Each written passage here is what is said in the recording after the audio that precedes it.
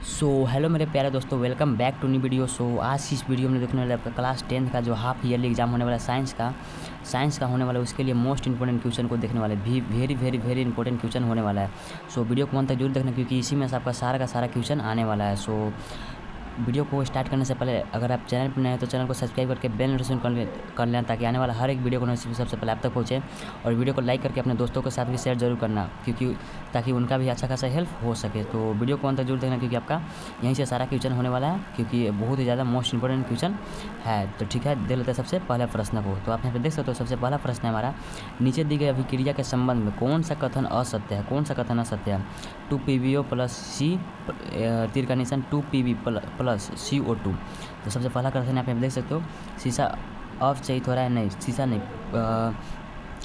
Lead oxide जो है, lead oxide अवचयित हो रहा है। ठीक है, तो एक कथन असत्य है। ठीक है, एक कथन मिल गया असत्य। दूसरा कथन यहाँ पे बोल रहा है, कार्बन डाइऑक्साइड उपचयित हो रहा है। कार्बन डाइऑक्साइड उपचयित नहीं हो रहा है, कार्बन के साथ ऑक्सीजन नहीं जुट रहा है। कार्बन डाइऑक्साइड के साथ ऑक्सीजन नहीं जुट रहा है, कार्बन के साथ केवल ऑक्सीजन जुट रहा है। तो ये भी कथन असत्य है। और थर्ड कथन है, कार्बन उपचयित हो रहा है। कार्बन उपचयित हो रहा था। हाँ, कार्बन क्या है? उपचयित हो रहा है। कार्बन के साथ ऑक्सीजन जुट रहा है, तो कार्बन का उपचयित हो रहा है। ठीक है, यानी कि कथन हमारा सत्य है। और लास्ट है ए एवं बी, सॉरी, लास्ट है लेड ऑक्साइड औपचयित हो रहा है। लेड ऑक्साइड ऑक्साइड हो रहा है, तो यहाँ पे लेड ऑक्साइड का ऑपचयित हो रहा है, क्योंकि लेड ऑक्साइड से ऑक्सीजन हट रहा है। ठीक है, यहाँ पे लेड ऑक्साइड के साथ ऑक्सीजन था, यहाँ पे नहीं है। तो इसका जो राइट हो जाएगा ए और बी असत्य है। तो आप यहाँ पे देख सकते हो ऑप्शन में पहला में ए और बी, तो इसका राइट हो जाएगा ऑप्शन नंबर 1। तो देख लेते हैं सब next question, second number question. तो सेकंड नंबर क्वेश्चन हमारा, ऊपर दी गई किस प्रकार की अभिक्रिया है? ऊपर दी गई अभिक्रिया किस प्रकार की अभिक्रिया है? Fe2O3 2AI सॉरी 2 एल्युमिनियम, तीर का निशान एल्युमिनियम ऑक्साइड प्लस 2Fe। ऊपर दी गई किस प्रकार की? ए संयोजन अभिक्रिया। क्या हो रहा है यहाँ पे? Fe जो हट रहा है और Fe का जगह ले रहा है AI ले रहा है। तो क्या हो जाएगा यहाँ पे? AI जो है, यानी कि एल्युमिनियम जो है Fe को विस्थापित कर दे रहा है। तो इसका जो राइट हो जाएगा ऑप्शन नंबर डी, विस्थापन अभिक्रिया। तो नेक्स्ट हम लोग थर्ड नंबर क्वेश्चन को देख लेते हैं। हम लोग फटाफट सारे क्वेश्चन को देखेंगे, बहुत ज़्यादा क्वेश्चन देखना है। ठीक है, निम्नलिखित में से कौन सा अब भौतिक परिवर्तन नहीं है? कौन सा भौतिक परिवर्तन नहीं है?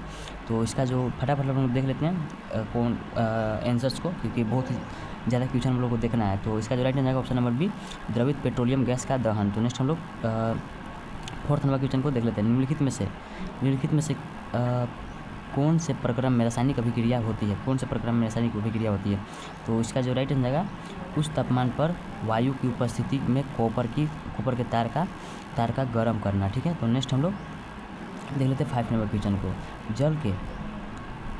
जल का विद्युत अपघटन अभिक्रिया है। जल के विद्युत अपघटन में मुक्त हुई हाइड्रोजन एवं ऑक्सीजन गैस का मोलर अनुपात पूछ रहा है। इसका जो राइट हो जाएगा 2:1। आपको यहाँ पे ध्यान नहीं देना है, मैं जो बता रहा हूँ उसे बस आप लोग ध्यान दो। ठीक है, तो नेक्स्ट हम लोग 6 नंबर क्वेश्चन को देख लेते हैं। तो 6 नंबर क्वेश्चन हमारा, मैग्नीशियम ऑक्साइड का रासायनिक सूत्र क्या है? मैग्नीशियम ऑक्साइड का रासायनिक सूत्र क्या है? Magnesium oxide. तो इसका जो राइट है Mg2। तो इसका राइट है ऑप्शन नंबर ए, सॉरी 6 का जो राइट हो जाएगा MgO, सिंपल MgO हो जाएगा। ठीक है, तो नेक्स्ट हम 7 नंबर क्वेश्चन को देख लो।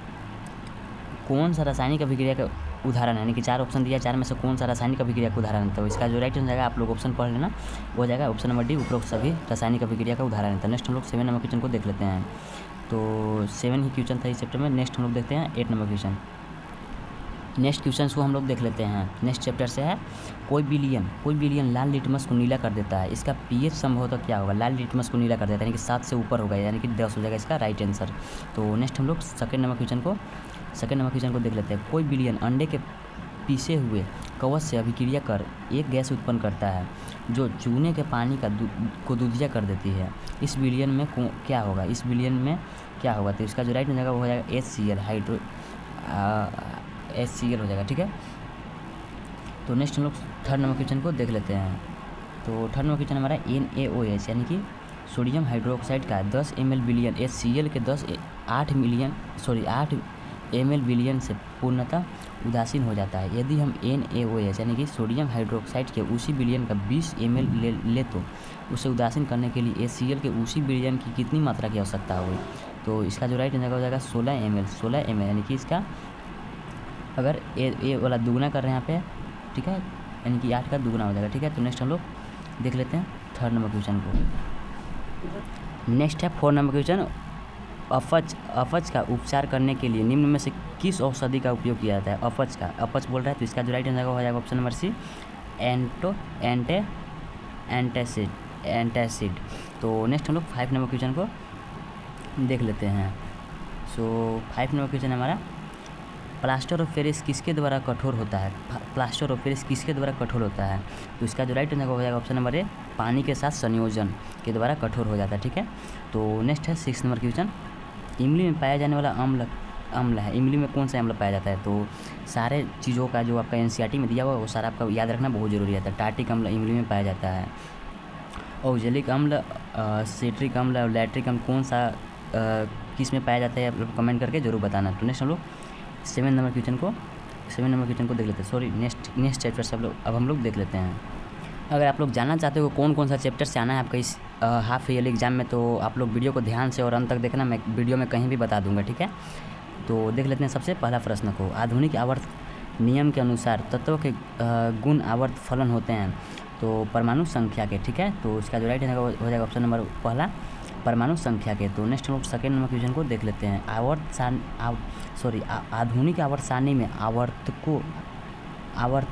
आवर्तों की संख्या होती है। आवर्तों की संख्या कितनी होती है? तो ये बहुत ही ज़्यादा मोस्ट इंपॉर्टेंट क्वेश्चन है। आवर्त और वर्ग कितनी होती है आप लोग को याद रखना बहुत जरूरी है। तो इसका जो राइट आंसर 3rd 7 होती है। ठीक है, तो नेक्स्ट हम लोग देख लेते हैं 3rd नंबर क्वेश्चन। मेनलिफ की आवर्त सारणी में कितने आवर्त थे? तो आवर्त कितने थे? 6 थे। ठीक है, तो नेक्स्ट हम लोग देख लेते हैं 4th नंबर क्वेश्चन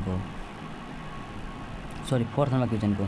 परमाणु के तीसरे कोष में अधिक से अधिक कितने इलेक्ट्रॉन रह सकते हैं? तीसरे कोष में पूछ रहा है, तो तीसरे कोष में 18 इलेक्ट्रॉन रह सकते हैं अधिक से अधिक। ठीक है, तो नेक्स्ट हम लोग 5 नंबर क्वेश्चन को देख लेते हैं। आधुनिक आवर्त सारणी में तत्वों के वर्गीकरण का आधार क्या है? तो परमाणु संख्या के आधार पर उसको वर्गीकरण किया गया है। तो नेक्स्ट हम लोग 6 नंबर क्वेश्चन को देख लेते हैं।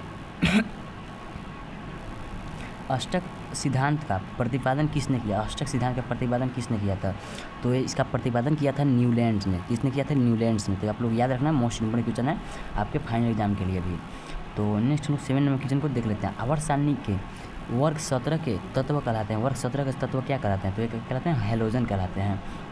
इसमें कौन कौन सा तत्व आता है आप लोग कमेंट करके जरूर बताना। अगर आप लोग को नहीं पता है तो मैं बता दूंगा। ठीक है, अक्रिय तत्व कौन है? इसमें से अक्रिय तत्व कौन है?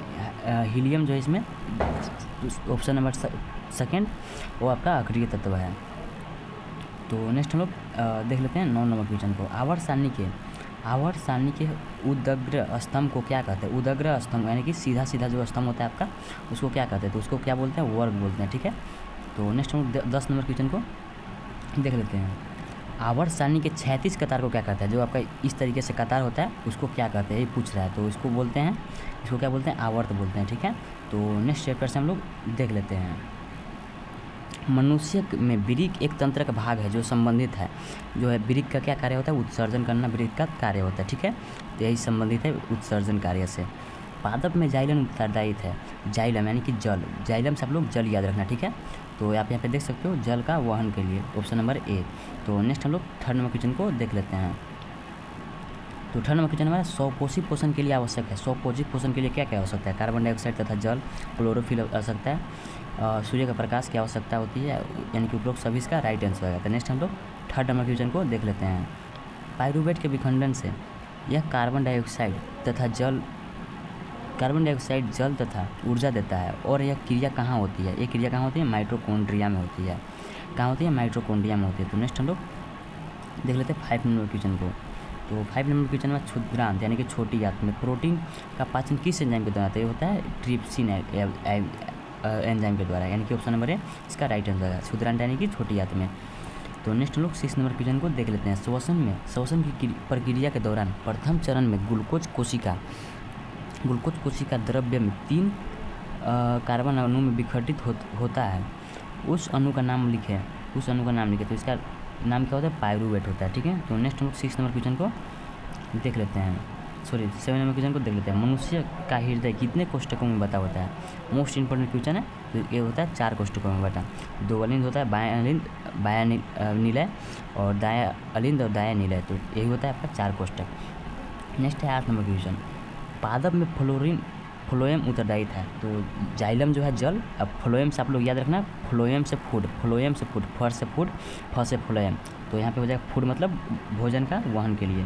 तो ऑप्शन नंबर बी इसका राइट आंसर है। नेक्स्ट हम लोग 8 नंबर क्वेश्चन को देख लेते हैं। 8 नंबर क्वेश्चन हमारा 9 नंबर क्वेश्चन हमारा, मानव रक्त में उपस्थित यूरिन की सामान्य मात्रा होती है, यूरिन की सामान्य मात्रा तो है 20 मिलीग्राम। तो नेक्स्ट हम लोग देख लेते हैं 10 नंबर क्वेश्चन। मैग्नीशियम पाया जाता है, क्लोरोफिल में मैग्नीशियम पाया जाता है। आप लोग याद रखना, मोस्ट इंपोर्टेंट क्वेश्चन है, बहुत बार फाइनल एग्जाम में भी पूछा गया है। 11 नंबर क्वेश्चन है आपका, प्रकाश संश्लेषण द्वारा किसकी प्राप्ति होती है? प्रकाश संश्लेषण द्वारा ग्लूकोज की प्राप्ति होता है, C6H12O6 की प्राप्ति होता है। तो नेक्स्ट है 12 नंबर क्वेश्चन। मत्स्य का मुख्य श्वसन अंग क्या है? मत्स्य यानी कि मछली जो होता है उसका मुख्य श्वसन अंग क्या है? श्वसन अंग तो होता है गिल्स होता है। क्या होता है? गिल्स होता है। गिल्स के द्वारा वो लोग सांस लेते हैं। तो नेक्स्ट हम लोग देख लेते हैं 13 नंबर क्वेश्चन को। रेंजिन एवं गोंद कहाँ संचित होता है? रेंजिन एवं गोंद जो होता है कहाँ संचित होता है? पुराने जाइलम में। ऑप्शन नंबर डी इसका राइट आंसर है, पुराने जाइलम में। तो नेक्स्ट हम लोग देख लेते हैं 14 नंबर क्वेश्चन। निम्नलिखित में से कौन उत्सर्जी अंग है? उत्सर्जी अंग उत्सर्जन का अंग यानी कि बहिष्करण का अंग, तो यह होता है ब्रीक, जो होता है उत्सर्जन का अंग है। तो यही था हमारा 14 इस चैप्टर से। नेक्स्ट हम लोग देख लेते हैं नेक्स्ट चैप्टर से। तो नेक्स्ट चैप्टर से फर्स्ट क्वेश्चन है हमारा, मेंडल के एक प्रयोग में लंबे मटर के पौधे जिनकी बैंगनी पुष्प थे का संकरण बौने पौधे जिनके सफ़ेद पुष्प थे से कराया गया। इनकी संतति के सभी पौधे में पुष्प बैंगनी रंग के थे, परंतु इसमें से लगभग आधे बौने थे। इससे कहा जा सकता है कि लंबे जनक पौधे की आनुवंशिकता रचना निम्न थी। क्या थी? तो ये थी बड़ा टी छोटा टी, बड़ा डब्लू छोटा डब्लू। तो नेक्स्ट हम लोग देख लेते हैं सेकेंड नंबर क्वेश्चन। समजात अंगों का उदाहरण है। समजात अंगों का उदाहरण क्या है? हमारा दांत तथा कुत्ते का अग्रपाद, हमारा हाथ तथा कुत्ते का अग्रपाद, ऐसा ही है। हमारा दांत तथा हाथी के दांत, ये भी सही है। आलू एवं घास के अपरी भुजतारी, तो ये भी सही है। तो इसका राइट आंसर है ऑप्शन नंबर डी, उपरोक्त सभी। तो नेक्स्ट हम लोग थर्ड नंबर क्वेश्चन को देख लेते हैं। विकासीय दृष्टिकोण से हमारी किससे अधिक समानता है? चीन के विद्यार्थी इसका राइट आंसर है। नेक्स्ट हम लोग 4 नंबर क्वेश्चन को देख लेते हैं। सब्जी की एक टोकरी में गाजर, आलू, मूली तथा टमाटर रखे हैं। बताइए कि इनमें से कौन सी सब्जियां सही समजात संरचनाओं का प्रतिनिधित्व करती है? तो इसका जो राइट है मूली और गाजर। तो नेक्स्ट हम लोग देख लेते हैं 5 नंबर क्वेश्चन को। विविधता के संदर्भ में निम्नलिखित में से कौन सा कथन सही नहीं है? तो इसका जो राइट आंसर हो जाएगा ऑप्शन नंबर बी, किसी स्पीशीज की सभी विविधताओं के बने रहने की संभावना समान होती है। तो नेक्स्ट हम लोग 6 नंबर क्वेश्चन को देख लेते हैं, 5 नंबर क्वेश्चन को देख लेते हैं। मेंडल ने अपने प्रयोग के लिए किस पौधे का चयन किया था? तो ये मोस्ट इंपोर्टेंट क्वेश्चन है, साधारण मटर का चयन किया था। तो नेक्स्ट हम लोग 6 नंबर क्वेश्चन को देख लेते हैं। गुणसूत्र पाए जाते हैं। गुणसूत्र कहाँ पाए जाते हैं? केंद्रक में पाए जाते हैं। ये आप लोग याद रखना, मोस्ट इंपोर्टेंट क्वेश्चन है। तो नेक्स्ट चैप्टर से हम लोग देख लेते हैं। अब जो क्वेश्चन आने वाला है वो फिजिक्स से आने वाला है, ठीक है। निम्न में से कौन सा पदार्थ लेंस बनाने के लिए प्रयुक्त नहीं किया जाता? तो ये मिट्टी इसका राइट आंसर है। तो नेक्स्ट हम लोग देख लेते हैं सेकंड क्वेश्चन को। किसी बीम का अवतल दर्पण द्वारा बना स्थिति आभासी, सीधा तथा बीम से बड़ा पाया गया वस्तु की होनी चाहिए, क्या होनी चाहिए? तो इसका जो राइट आंसर है दर्पण के ध्रुव तथा मुख्य फोकस के बीच। तो वस्तु कहाँ होना चाहिए? दर्पण के ध्रुव तथा मुख्य फोकस के बीच होना चाहिए, ठीक है। तो नेक्स्ट थर्ड नंबर क्वेश्चन को देख लेते हैं। किसी बीम का वास्तविक तथा समान साइज का प्रतिबिंब प्राप्त करने के लिए बीम को उत्तल लेंस के सामने कहाँ रखा जाए? तो ये कहाँ रखा जाए? तो हो सकता है फोकस दूरी की दुगनी पर यानी कि सी पे, ठीक है। तो नेक्स्ट हम लोग देख लेते हैं 4th नंबर क्वेश्चन को। तो 4th नंबर क्वेश्चन हमारा गोलीय गोलीय किसी गोलीय दर्पण तथा किसी पतले गोलीय लेंस द्वारा दोनों की फोकस दूरी 15 सेंटीमीटर है। दर्पण तथा लेंस समझौता है कौन सा? तो हो जाएगा दोनों उत्तल, ठीक है, दोनों उत्तल। तो नेक्स्ट हम लोग 5 नंबर क्वेश्चन को देख लेते हैं। किसी दर्पण से आप कितनी ही दूरी पर खड़े हो आपका प्रतिबिंब सदैव सीधा प्रतीत होता है। दर्पण समझौता है, दर्पण कौन सा समझौता है? तो या तो समतल या तो उत्तल है, ठीक है। तो नेक्स्ट हम लोग देख लेते हैं 6 नंबर क्वेश्चन को। किसी शब्दकोश में पाए गए छोटे अक्षरों को बढ़ते समय आप निम्न में से कौन सा लेंस पसंद करेंगे? तो हो जाएगा 5 सेंटीमीटर फोकस दूरी 5 सेंटीमीटर फोकस दूरी का एक उत्तल लेंस, 5 सेंटीमीटर फोकस दूरी का एक उत्तल लेंस। तो नेक्स्ट हम लोग 7 नंबर क्वेश्चन को देख लेते हैं। तो 7 नंबर क्वेश्चन हमारा किसी गोलीय दर्पण की फोकस दूरी उसकी वक्रता त्रिज्या की क्या होती है? तो ये होती है आधी होती है, ठीक है। तो नेक्स्ट हम लोग 8 नंबर क्वेश्चन को देख लेते हैं। गोलीय दर्पण की फोकस दूरी और वक्रता त्रिज्या में क्या अंतर है? तो क्या अंतर है? R बराबर 2F, यानी कि R जो है 2F के बराबर होता है, यानी कि F के दुगना होता है, ठीक है। तो नेक्स्ट 9 नंबर क्वेश्चन। एक गोलीय दर्पण की वक्रता त्रिज्या 32 सेंटीमीटर है तो उसकी फोकस दूरी क्या हो गई? वक्रता त्रिज्या 32 है तो फोकस दूरी क्या हो जाएगी? इसकी आधी हो जाएगी। यानी कि आप यहाँ पे देख सकते हो फार्मूला जो होता है R बराबर 2F होता है। तो R दिया आपका 32, तो F क्या हो जाएगा? 16 हो जाएगा, ठीक है। तो नेक्स्ट हम लोग देख लेते हैं नेक्स्ट 10 नंबर क्वेश्चन। उत्तल दर्पण द्वारा बना प्रतिबिंब सदैव होता है। उत्तल दर्पण द्वारा बना प्रतिबिंब हमेशा क्या होता है? सीधा होता है, ठीक है। लेंस की क्षमता कैसा है मात्रक? होता है डायोप्टर होता है। मोस्ट इंपोर्टेंट क्वेश्चन है आपका, ये आप लोग याद रखना, ठीक है। तो नेक्स्ट हम लोग 12 नंबर क्वेश्चन को देख लेते हैं। 12 नंबर क्वेश्चन हमारा वाहनों के पक्ष दृश्य दर्पण के रूप में किस दर्पण का उपयोग किया जाता है? तो ये कौन सा दर्पण का उपयोग किया जाता है? उत्तल दर्पण का उपयोग किया जाता है। कौन सा? उत्तल दर्पण का उपयोग किया जाता है, ठीक है। 13 नंबर क्वेश्चन है आपका वाहनों की अग्रदीपों में किस दर्पण का उपयोग किया जाता है? अग्रदीपों में, यानी कि कौन सा दर्पण का उपयोग किया जाता है अग्रदीपों में? अवतल दर्पण का उपयोग किया जाता है, ठीक है। तो नेक्स्ट हम लोग देख लेते हैं 14 नंबर क्वेश्चन को। सोलर कुकर में किस गोलीय दर्पण का उपयोग किया जाता है? सोलर कुकर में अवतल दर्पण का उपयोग किया जाता है। कौन सा? अवतल दर्पण का उपयोग किया जाता है।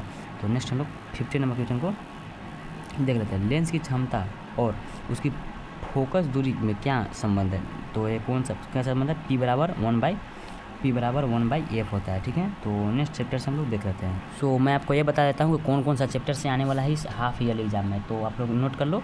फर्स्ट चैप्टर से आएगा, सेकेंड चैप्टर से आएगा, 5 चैप्टर से आएगा, 6 से आएगा, और 9, 10 और 11 चैप्टर से आएगा। ये आपका 11वां चैप्टर हम लोग लास्ट चैप्टर देखने वाले हैं। वीडियो को अंत तक जरूर देखना। तो सबसे पहला प्रश्न है मानव नेत्र में किस प्रकार का लेंस लगा रहता है? मानव नेत्र में किस प्रकार का लेंस लगा रहता है?